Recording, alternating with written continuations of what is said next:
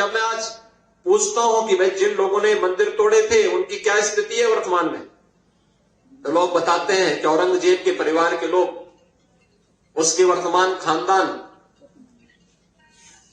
मुझे कोई एक दिन बता रहा था जबकि कोलकाता के पास वो रिक्शा चलाते हैं।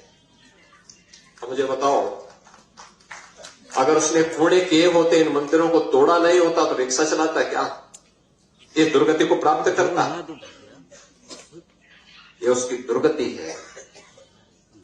उसने ईश्वर की अवमानना की है। और मैं यही कहूंगा अपने बल पे कि दुनिया के अंदर अगर विश्व शांति की स्थापना करनी है तो यह सनातन धर्म ही उसको कर सकता है, केवल सनातन धर्म। और भारत के अंदर सनातन धर्म ही भारत का राष्ट्रीय धर्म है।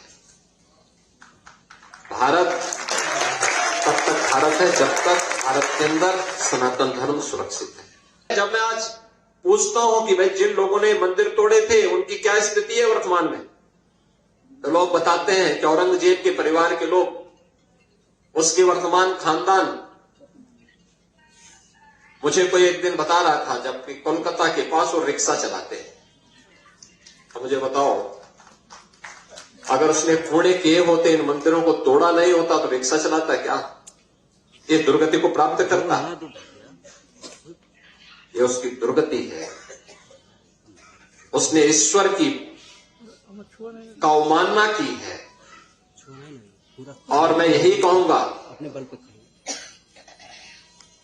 कि दुनिया के अंदर अगर विश्व शांति की स्थापना करनी है तो यह सनातन धर्म ही उसको कर सकता है, केवल सनातन धर्म। और भारत के अंदर सनातन धर्म ही भारत का राष्ट्रीय धर्म है।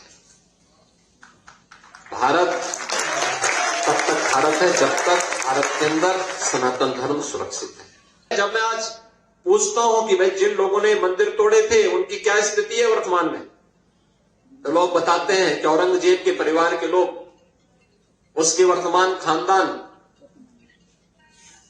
मुझे कोई एक दिन बता रहा था जबकि कोलकाता के पास वो रिक्शा चलाते हैं।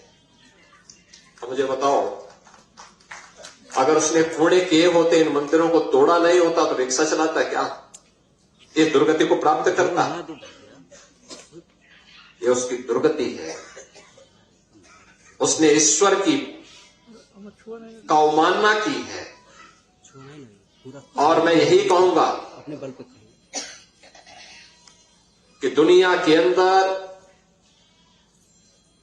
अगर विश्व शांति की स्थापना करनी है तो यह सनातन धर्म ही उसको कर सकता है, केवल सनातन धर्म।